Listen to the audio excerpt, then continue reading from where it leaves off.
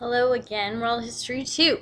This is our second video lesson and day 14 of our Cold War unit, and we're going to be focusing on Latin America in the Cold War. So this is the first third world region that we're looking at in our little proxy war mini unit.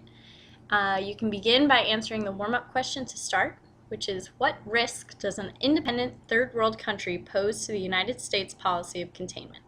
In other words, how do these newly independent, or maybe not newly, but newly important countries that are now coming to the world stage pose a threat to the policy of containment? Pause the video while you take a minute to answer that question.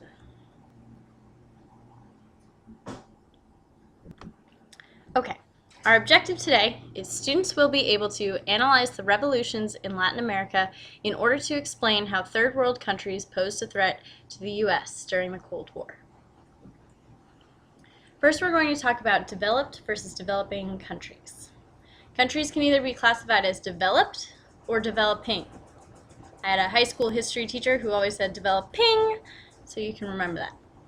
So developed countries are like the United States. They have a stable economic and political systems. Their people trust in their government, and the government respects their people in the form of justice in return. So it's a very functional society. There aren't a lot of revolutions going on, and basically everyone respects the structures that are in place. And they're industrialized. So this would be our first and second world countries. Developing countries are not yet industrialized, or they're in the process of industrializing.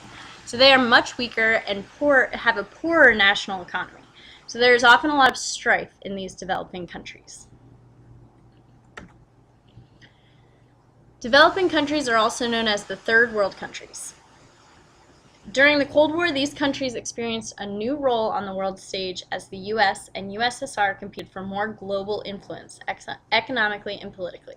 Remember that analogy that I used of gaining friends. So these third world countries become the new kids on the block. So now they're for the first time, these third world countries are really important to global events. So the superpowers are now caring about these little tiny countries, just like they did in Korea, because it affects their policies of containment or spreading communism. Specifically, when we talk about Latin America, we're talking about the third world. Even still today, many people consider it the third world. And this is because their economies are based on agriculture. Coffee and bananas, for instance, make up 3/4 of Central America's total exports between 1930 and 1960. And that's about the time period we're going to start talking about here. So coffee and bananas are super important. They start growing other crops too, but these are the big two.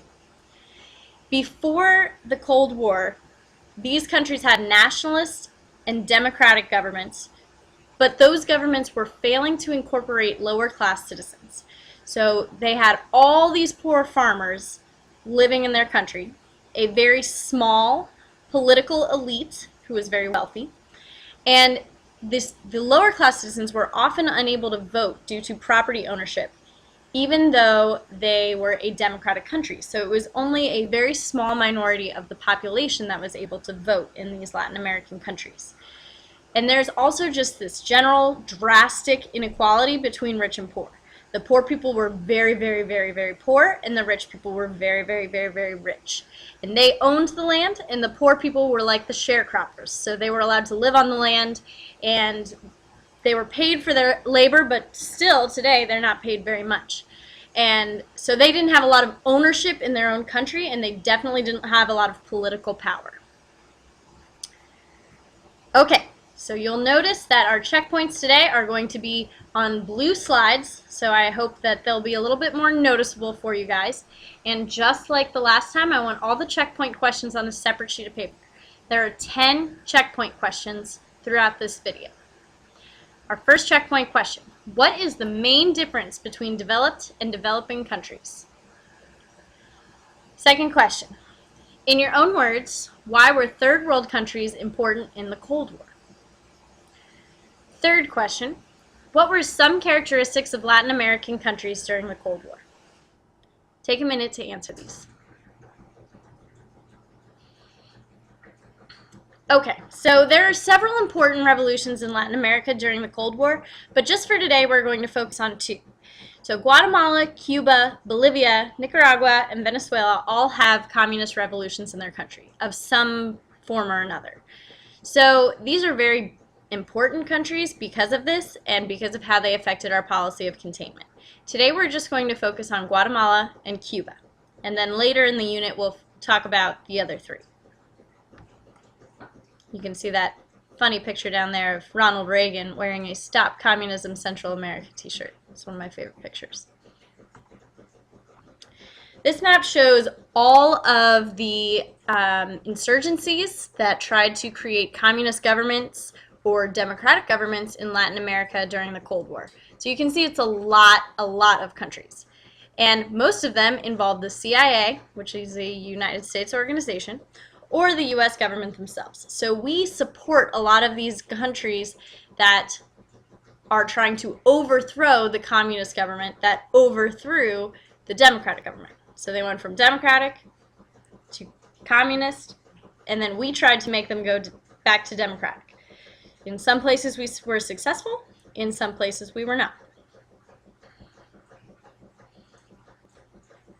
We're going to start with Guatemala. Guatemala established a nationalist democracy in 1945. So what this means is that there was a nationalist elite. So in essence, they were a democracy, but not everybody could vote. So they were still a very strict society. The U.S. supported their national democracy, and they had a friendly relationship for economic interests. One of the biggest reasons was for the United Fruit Company, which was a major American corporation and the largest banana company at the time. So the United Fruit Company owned a ton of land, 500,000 acres in Guatemala, and that was owned by Americans. So we owned a lot of land in Guatemala.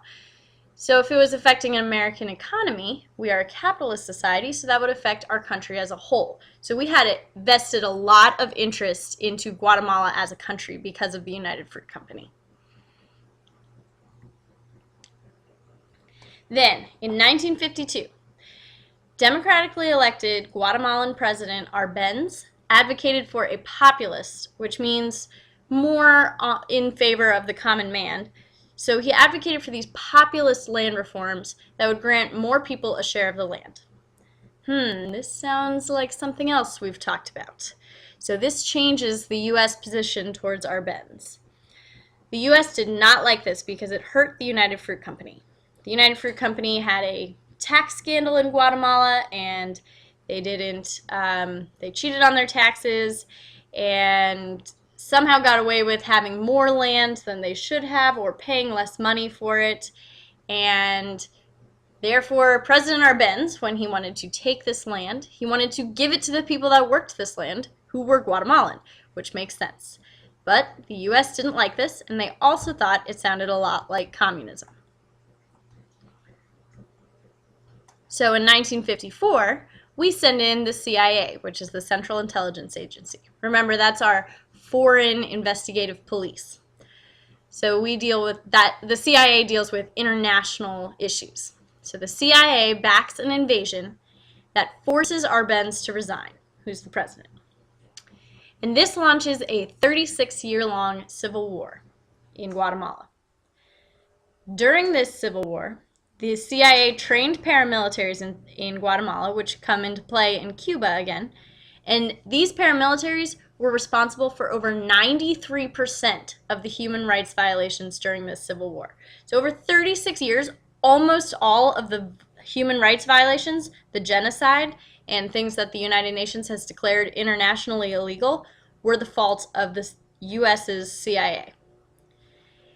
Just to kind of tie up the loose end of this story, in 1996, the UN negotiated peace between the guerrillas, who were the paramilitaries, and the government. And so now the government is a democracy. More people have rights. It's more of a populist democracy, but it is not communist. Checkpoint number 2, questions 4, 5, and 6. Take a second to answer these, which are also on your paper.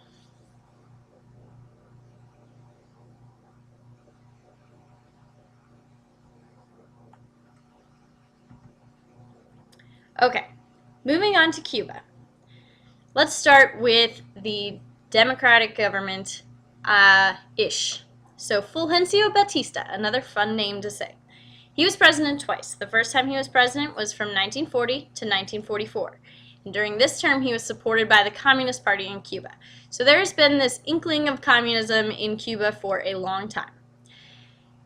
He's elected again in 1952. They didn't have those laws that we have that, you have to have term limits and all that good stuff.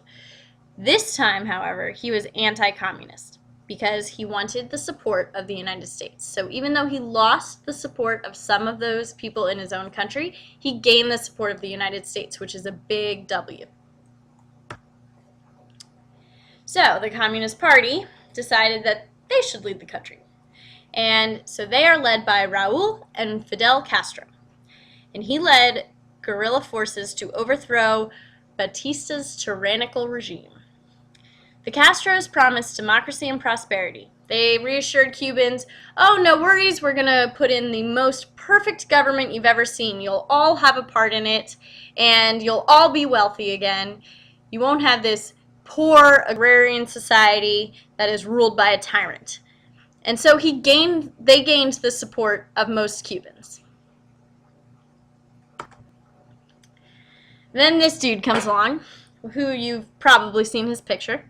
His name is Che Guevara, and he leads the communist guerrilla forces against Batista's forces under the direction of the Castros. So the Castros recruit Che Guevara, who will come up again when we talk about Bolivia, and he leads this group of guerrillas, which are these street fighters, basically.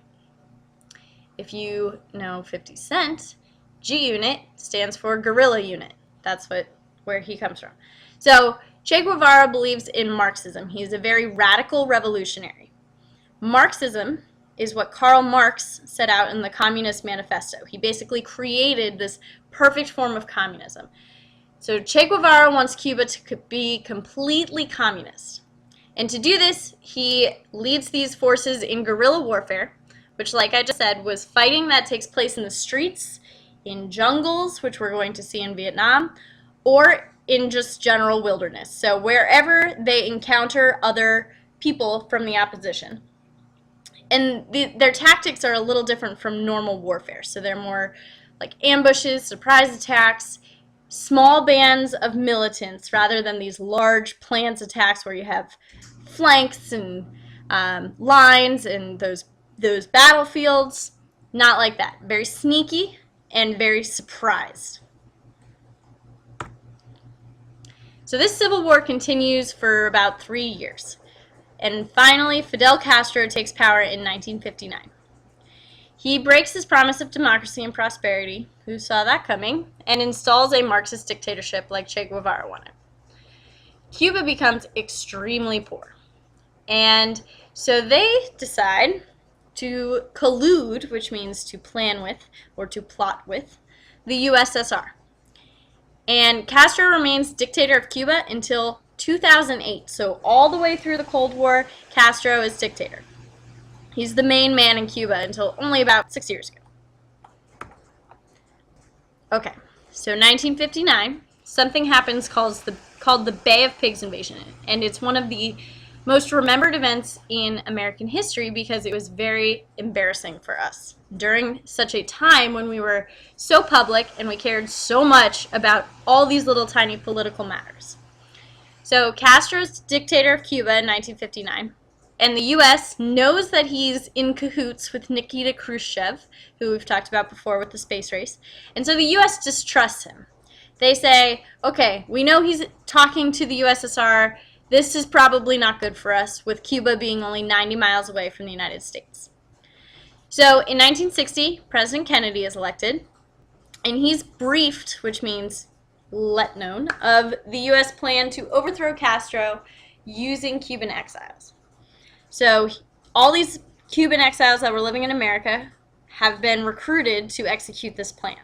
And they've actually been trained back in Guatemala as guerrillas by the CIA to execute the invasion. On April 17th, 1961, about 3 months after Kennedy takes office, he launches the invasion of the Bay of Pigs. The success of this plan was contingent, which means it relied upon the cooperation of these Cuban nationals that were working for the United States. They didn't really execute the plan as planned and totally botched it. So Kennedy is still remembered for such an embarrassing failure. Then, you guys know what happens in October of 1962. We talked about this a little bit, but we're going to get into this more during class tomorrow. The American spy plane photographs Soviet nuclear missile sites being built on Cuba. So this starts the Cuban Missile Crisis. That's why it's called Cuban Missile Crisis. So we don't want Soviet missiles pointed at us from 90 miles away. It could hit anywhere in the United States, these nuclear bombs. So we attempt to block the ships carrying the missiles before they can get to the naval bases. So we attempt to isolate Cuba with our naval forces, and we also try to isolate them diplomatically, which has come into play with the embargo, which means blocking of trade or ban of trade. That's why we can't get things like Cuban cigars in America, and why you can't travel to Cuba on vacation. Eventually, Kennedy comes to an agreement with Khrushchev, and the USSR would remove the missile sites from Cuba if we agreed to remove ours from Turkey. So this is the arms race coming to a head. So we're going to look at that more in class on Wednesday and Thursday. All right, your final checkpoint. And you guys have probably figured this out by now, but I just realized on our first checkpoint I said to write it on a separate sheet of paper. You don't need to do that. I will just take it on the note sheet. That is totally fine. I apologize if you've already written it on a separate sheet of paper. So, number 7. What does the Cuban Revolution have in common with the Guatemalan Revolution? Compare them.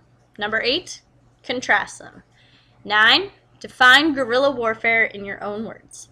And our final question, number 10. What is the significance of the Bay of Pigs invasion? Okay, so if you have all those notes filled in and those 10 questions done, you're finished with your homework, and I will see you tomorrow.